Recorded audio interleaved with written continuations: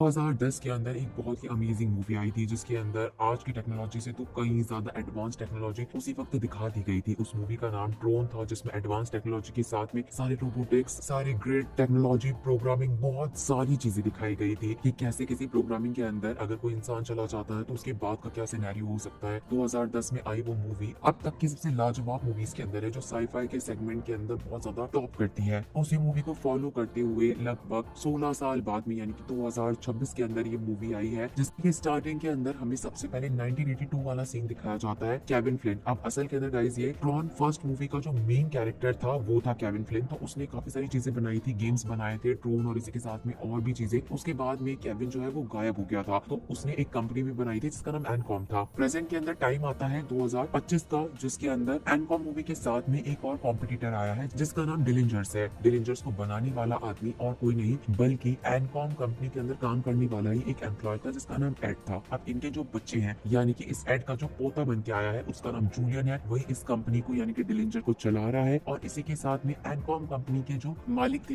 यानी कि केविन जिसने एनकॉम कंपनी को बनाया था, तो उनके भी डॉटर्स है जिनका नाम था ईव और टेसिकिम। ये दोनों लड़कियां अब एनकॉम को चलाती है। मार्केट के अंदर अब एआई को लेकर, टेक्नोलॉजी को लेकर बहुत भयंकर वाला कॉम्पिटिशन चल रहा था। अब चीजें यहाँ तक बढ़ गई थी कि अगर ये कोई भी प्रोग्राम बना रहे हैं तो वो ग्रिड बनने के बाद में उसे अगर बाहर लाया जा रहा है लेजर के थ्रू, तो वो जिंदा भी हो सकता है और वो चीजें इंसानों के काम भी आ सकती है। मानिए कि इतनी भयंकर चीज कि कोई कंप्यूटर से निकल के बाहर आ जाए और उस चीज के अंदर जान भी हो, तो सोचिए वो चीज कितनी खतरनाक हो सकती है। हम देखते हैं कि जूलियन ने एक प्रोग्राम बनाया है, यानी कि मेन कैरेक्टर आप जूलियन से समझिएगा कि जूलियन एक ऐसा लड़का है जो कि डेलिंजर कंपनी का मालिक है और उसने एक ऐसा प्रोग्राम बना दिया है जिसके अंदर एक मास्टर प्रोग्राम को बनाया गया है। इस प्रोग्राम का नाम एरिस रखा गया है, जो कि अभी उसके सारे के सारे मिशन को फॉलो करता रहेगा। बाहर की दुनिया से जूलियन बस उसे ऑर्डर दे रहा है एक कोड के जरिए और एरियस को सारी बातें समझनी है। दूसरी तरफ हम ईव को देखते हैं जो कि अपने कलीग के साथ में अपने फादर के बनाए हुए स्टेशन पे गई थी, अलास्का में बना हुआ स्टेशन, क्योंकि उसे एक ऐसा कोड चाहिए था जो कि बाहर आने वाली लेजर बीम्स को किसी भी इंसानियत के अंदर बदल सके, उसके अंदर असली की जान आ सके, वो एक परमानेंट चीज हो जाए। तो उसे एक परमानेंट कोड चाहिए था। उसकी बहन जो कि उसकी बड़ी बहन थी किम, उसने भी इसके ऊपर बहुत ज्यादा काम किया था लेकिन कभी भी उसे परमानेंट कोड नहीं मिला था। लेकिन इस बार ईव ने अपने इस स्टेशन के ऊपर काम किया और उसने परमानेंट कोड को क्रैक कर लिया। यानी कि अब जो एक टाइमिंग थी 29 मिनट की, जिसके अंदर कोई भी बाहर आई हुई चीज, कोड के किसी भी प्रोग्राम से बाहर आई हुई चीज 29 मिनट में जो खत्म हो जाती थी, डिसॉल्व हो जाती थी, अब वो चीज परमानेंट रह सकती है। हम यहाँ पे जूलियन को देखते हैं जिसने अपनी सारी टेक्नोलॉजी का इस्तेमाल किया और अपने यहाँ पे जितने भी स्पॉन्सर्स खड़े थे उन सबको अपना एक नायाब नमूना दिखाया। उसने एरिस को बाहर निकाला और साथ ही में कुछ बड़ी बड़ी सी मशीन भी बनाई। एरिस इतना ज्यादा एडवांस था कि वो वहाँ पे खड़े हुए लोगों की एक सेकंड में पूरी लाइफ की हिस्ट्री भी बता सकता था। इसी के साथ में बड़ी बड़ी मशीनें भी बनाई गई जो कि वॉर के अंदर काम आ सकती थी। जितने भी स्पॉन्सर थे वो जूलियन के इस काम से बड़े ही ज्यादा खुश थे और साथ ही में उसे स्पॉन्सर भी करना चाहते थे कि जितना जल्दी हो सके वो वॉर के लिए काफी सारे सोल्जर्स को तैयार कर दे। एरिस ने पहली बार यहाँ पे लोगों के साथ में इमोशंस और इसी के साथ में बारिश को फील किया था। और एरिस जो कि एक प्रोग्राम है, उसने अपने अंदर कोई नए नए चेंजेस देखे थे। सारे स्पॉन्सर्स के जाने के बाद में जूलियन की जो माँ है जिसका नाम एलिजाबेथ है, वो जूलियन को समझाती है और कहती है कि तुम ऐसा नहीं करना चाहिए, तुम्हें अपनी प्रॉब्लम बतानी चाहिए थी, तुम्हें उन्हें इतना भी ज्यादा विश्वास नहीं दिलाना चाहिए था। असल के अंदर जूलियन ने अभी तक भी परमानेंट कोड को क्रैक नहीं किया था कि 29 मिनट के बाद में भी ये सब जितनी भी चीजें बाहर आई है वो जिंदा रह पाएगी या नहीं रह पाएगी। जूलियन को खुद में बहुत ज्यादा कॉन्फिडेंस था और वो खुद की माँ से लड़ लेता है इस बात को लेकर कि वो इस परमानेंट कोड को कभी न कभी निकाल ही देगा। और हम यहाँ पे एरिस को डिस्ट्रॉय होते हुए देखते हैं। लेकिन सबसे बड़ी खूबी की बात ये थी कि अगर ये प्रोग्राम डिस्ट्रॉय हो जाते हैं तो वापस से अपने ही ग्रिड में जाके जिंदा भी हो जाएंगे। जूलियन ने उन प्रोग्राम्स को वापस से जिंदा भी कर लिया। यहाँ पे हम अलास्का के अंदर ही देख रहे थे कि ईव और सेथ ने मिलकर एक ऑरेंज ट्री को बनाया था। उस ऑरेंज ट्री को बनाने के बाद में उसका वेट किया गया, 29 मिनट हो गए, उसके बाद तक में भी वो ऑरेंज ट्री वैसा का वैसा रहा। इसका मतलब है कि अगर इंसानियत के लिए उसका इस्तेमाल किया जाएगा तो सोचिए कितनी अच्छी चीज होगी कि हम कुछ भी चीज बना सकते हैं। जिसके बाद हम एरिस को देखते हैं और जूलियन ने उसे एक नया कमांड दिया था। सबसे पहले तो लॉयल्टी का कमांड कि एरिस को कुछ भी करके बस जूलियन के सारी चीजों को फॉलो करना है, उसके ऑर्डर्स को पूरा करना है। यहाँ एव अपना काम खत्म करके वापस से एनकॉम की तरफ आ रही थी क्योंकि उसे जब परमानेंट कोड मिल चुका था तो वो इस पूरी चीज को अप्लाई करने वाली थी। उसी के साथ उसका एक और कलीग था जिसका नाम अजय था, उसे सारी चीजें बताने वाली थी। अजय उसका वेट कर रहा था कि जितना जल्दी हो सके उतना जल्दी आ जाओ, हमें कॉन्फ्रेंस रखना है और इसी के साथ में सारी चीजें ऑफिशियल भी करनी है। इनको परमानेंट कोड चाहिए था, इसी चक्कर में उसने सोचा है कि वो एनकॉम के अंदर हैकिंग करेगा। हैकिंग करने के बाद में वो अपने ग्रिड में से जितने भी वायरस है वो एनकॉम के अंदर भेजेगा और उसके बाद में जो डेटा है वहां से परमानेंट कोड को निकाल लेगा, क्योंकि उसे लगा था कि जो ईव है यानी कि उसकी सबसे बड़ी कॉम्पिटिटर, उसके पास में जरूर परमानेंट कोड होगा ही होगा। इसी चक्कर के अंदर वो अपने ग्रिड्स के अंदर से जो अपनी प्रोग्राम है यानी कि एरिस और उसकी पूरी की पूरी टीम को को ले जाकर सीधा एनकॉम के डेटाबेस के अंदर डाल देता है। अब इसका मतलब ये था कि अगर किसी प्रोग्राम के अंदर किसी भी तरीके की हैकिंग जाएगी तो वो प्रोग्राम आपस के अंदर फाइट करने की कोशिश करेगा। जैसे कि अगर हम लोगों के भी पीसी के अंदर कुछ प्रॉब्लम आ जाती है या कोई हैक करने की कोशिश करता है तो एक बार के लिए हमारा फायरवॉल उससे फाइट करता ही करता है। तो सेम चीजें बिल्कुल यहाँ पे भी दिखाई गई है। ये कोई असली इंसान या फिर कोई असली सोल्जर्स नहीं थे, बल्कि ग्रिड के अंदर रहने वाले सिस्टम थे, प्रोग्रामिंग सिस्टम थे।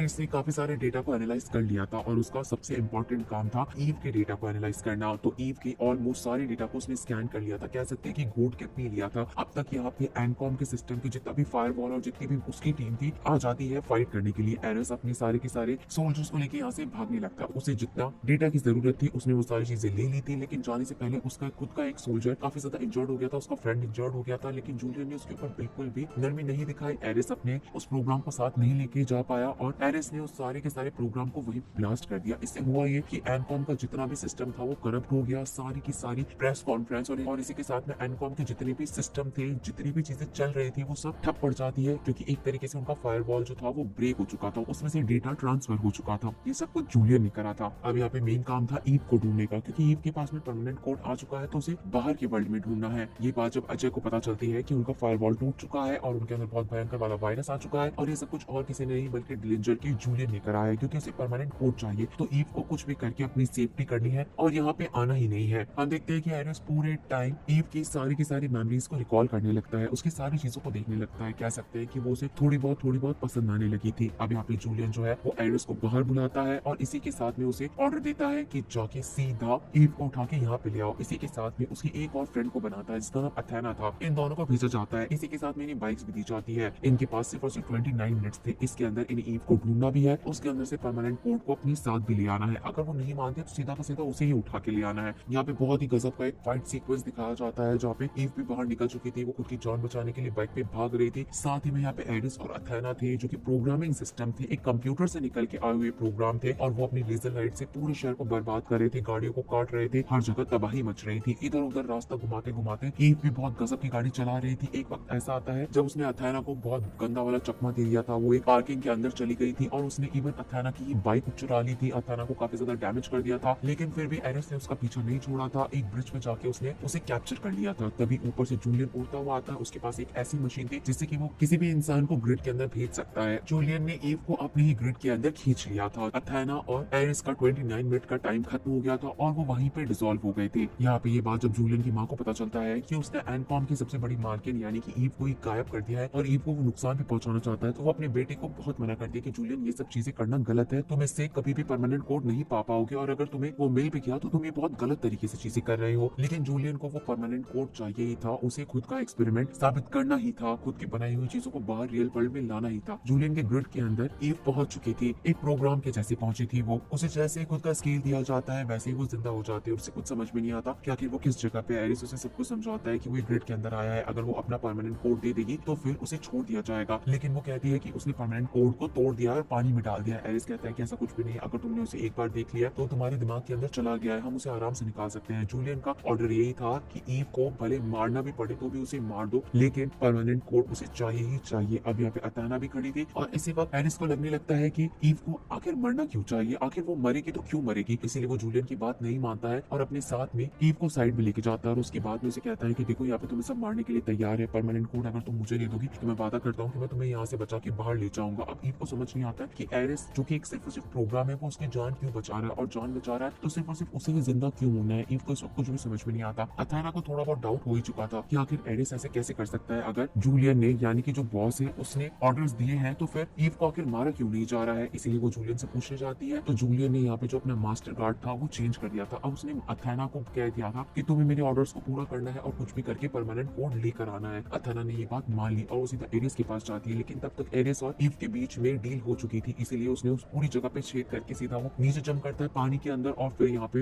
एक बहुत ही गजब का फाइट सीक्वेंस शुरू हो जाता है जहाँ पे ये भागे जा रहे हैं इस पूरे प्रोग्रामिंग ग्रिड के अंदर। ईव को कुछ समझ में नहीं आ रहा कि आखिर वो इस जगह पे क्या कर रही है और ये इतनी बड़ी जगह कैसे बन गई है। एरिस को इस जगह के चप्पे चप्पे के बारे में पता था। वो यहाँ की बाइक उठाता है, अपनी सुपर बाइक चलाता है और उसके बाद में भागने की कोशिश करता है। अथेना और उसके साथ में जितने भी और प्रोग्राम्स थे वो एरिस को रोकने की बहुत कोशिश करते हैं, लेकिन फिर भी एरिस को पता था कि आखिर इस टेक्नोलॉजी से बाहर कैसे आया जा सकता है। इसीलिए उसने ग्रिड के उस हिस्से के अंदर चलना शुरू कर दिया जहाँ से ये सीधा रियल वर्ल्ड के अंदर आ सकते हैं। वहां से स्कैनिंग सबमरीन के थ्रू ये सीधा जूलियन के लैब के अंदर आ जाते हैं, वहां से स्कैन होते हैं और डायरेक्ट बाहर निकल आते हैं। जूलियन को समझ में आ गया था कि उसने जो प्रोग्राम बनाया था यानी कि मास्टर प्रोग्राम एरिस, उसने उसके साथ में धोखाधड़ी कर दी है। आखिर कोई प्रोग्राम कैसे किसी इमोशंस के पीछे इतना बड़ा धोखा कर सकता है, उसे ये समझने में भी बहुत ज्यादा टाइम लग रहा था। लेकिन बात अभी ये थी कि एरिस को ईव के साथ में जाके परमानेंट कोड को लेना था, जिससे कि एरिस जो है वो एक असली इंसान के अंदर बदल सके, क्योंकि 29 मिनट के बाद में उसका टाइमर खत्म हो जाएगा। अब यहाँ पे ये दोनों गाड़ी के अंदर बैठे हैं। एरियस जो है वो पहले से ईव को काफी ज्यादा पसंद करता था, उसके बारे में काफी सारी चीजें जानता था। पीछे से जूलियन बहुत ज्यादा दिमाग खराब होने के कारण सीधा अथाना को बाहर बुलाता है, उसे अच्छे अच्छे से गैजेट्स देता है और उसे कह देता है कि कुछ भी करके ईव को वापस लेकर आना है, उसमें से परमानेंट कोड चाहिए। यहाँ पे ईव ने काफी सारी तैयारियां कर ली थी, अपने ऑफिस के अंदर कॉल कर दिया था और लेजर मशीन तैयार करवा दी थी कि वो परमानेंट कोड डाल के अभी के अभी एरिस को परमानेंट कर देगी। लेकिन ऑफिस तक पहुंचने में बहुत ज्यादा टाइम लगेगा, इसीलिए वो किसी दूसरी जगह पे सारे सिस्टम को मंगवाना चाहती थी, लेकिन वो भी चीजें पॉसिबल नहीं है। इसलिए वो सबसे पहले एक शॉपिंग मॉल में जाके गाड़ी वगैरह चेंज करते हैं ताकि ये काफी तेज स्पीड से सीधा ऑफिस की तरफ पहुंच सके। यहाँ पे हम एरिस को देखते हैं जो कि अब तक ईव के लिए काफी ज्यादा चीजें फील कर चुका था, सिर्फ और सिर्फ एक प्रोग्राम होने के बावजूद। एरिस फटाफट से अपने कलीग सेठ के साथ में सीधा ऑफिस के अंदर पहुंचती है, अपनी सारी मशीन्स वगैरह को स्टार्ट करती है, क्योंकि इस वक्त बस उसे एरिस को परमानेंट कोड के साथ में परमानेंट करना था। तभी यहाँ पे इन सबको पता चलता है कि जो जूलियन है उसने काफी सारे लोगों को भेज दिया है ईव को वापस लाने के लिए, और इन सबको लीड करने के लिए और कोई नहीं बल्कि अथेना आई है, जो कि बहुत बड़े से सिस्टम को अपने साथ लेकर आई है। अगर उस चीज ने यहाँ पे अटैक करा हो तो यहाँ पे बहुत बड़ी गड़बड़ी हो जाएगी। तब यहाँ पे एरिस और ईव के बीच में यही बात होती है कि बाय चांस अगर ईव को कुछ हो जाता है तो एरिस को वो किसी दूसरे प्रोग्राम के अंदर डाल देगी जहाँ पे उसे परमानेंट कोड मिल सकता है। वो प्रोग्राम और कोई नहीं बल्कि केविन फ्लिन का बनाया हुआ गेम था। केविन गाइस 2010 का सबसे इम्पोर्टेंट कैरेक्टर जिसने ये सारी दुनिया बनाई थी, पूरा चाल तंत्र वगैरह ये सारी चीजें बनाई थी, तो अगर उसके अंदर जाया जाएगा तो वहाँ से जरूर उसे परमानेंट कोड मिल जाएगा। ये बात पहले से ईव को पता थी और तब तक यहाँ पे एलिजाबेथ भी आ जाती जो कि बहुत गंदा वाला अटैक करती थी। उसे बस ईव चाहिए थी जो मशीन एरिस को कन्वर्ट कर सकती थी परमानेंट के अंदर,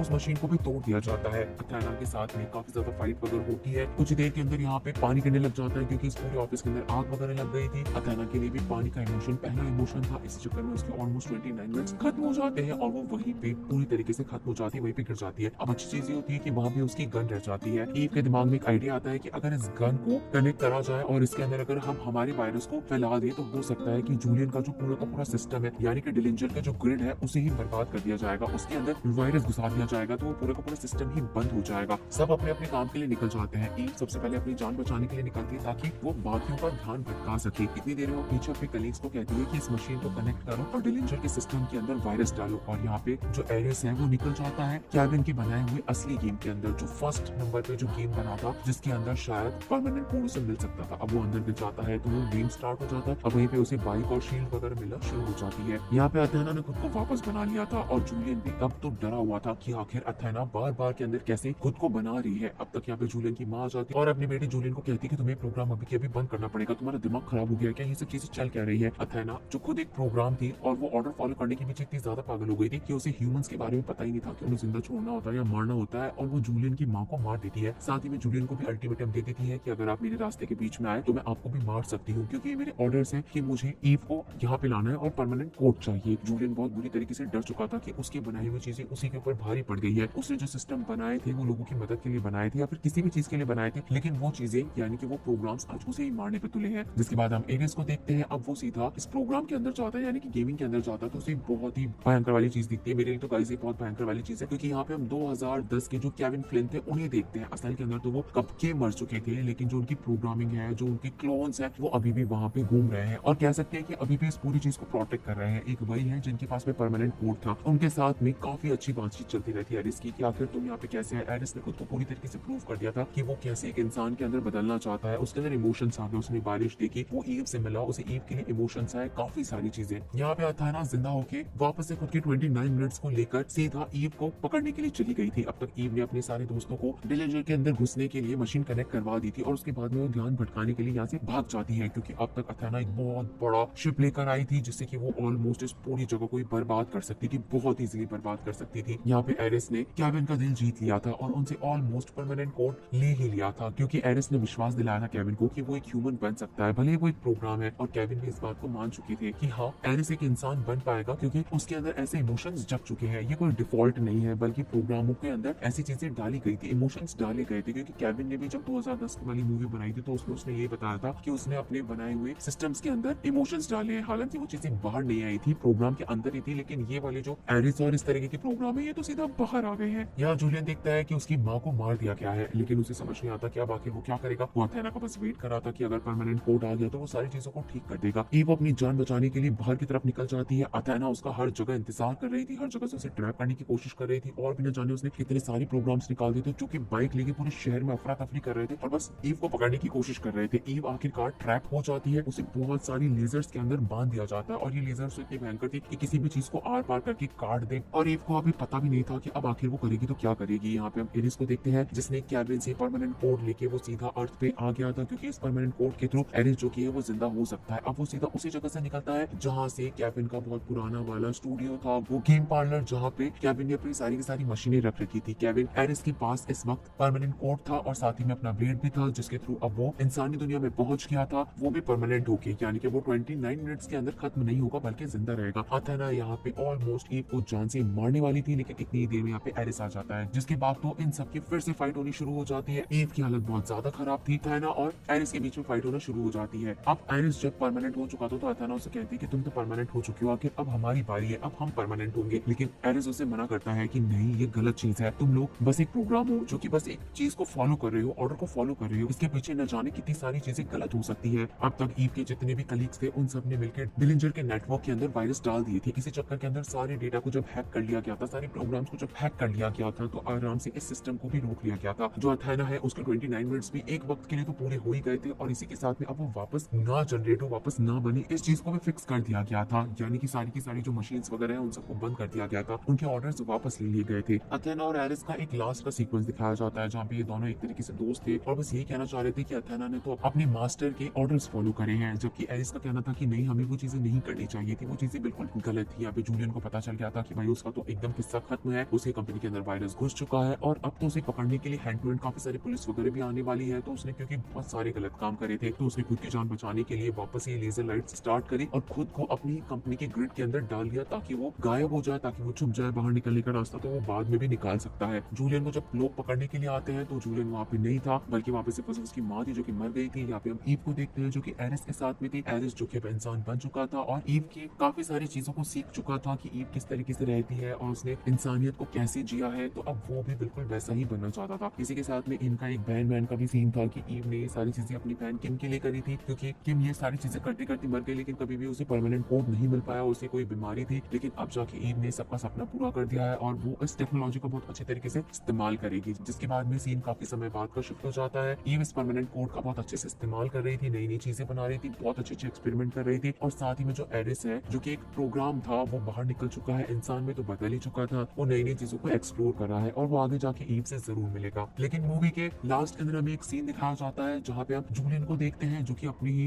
ग्रिड के अंदर पहुंच चुका था और वहाँ पे जैसे वो अपनी लेजर से मिलता है, जैसे वो अपनी ब्लेड को टच करता है तो पूरी तरीके से ट्रांसफॉर्म हो जाता है, उसे बहुत ज्यादा पेन होता है और ऐसा लगता है कि मानो वो एक तरीके से अमर हो गया है, क्योंकि अब वो था तो इंसान लेकिन अपनी ग्रिड में चला गया तो वो एक प्रोग्राम बन गया है। सोचो उसे तो गुस्सा आएगा, वो जरूर कोई ना कोई बदला लेने के लिए आएगा, तो हो सकता है ट्रोन की आगे जाके कोई ना कोई मूवी जरूर आए। तो गाइस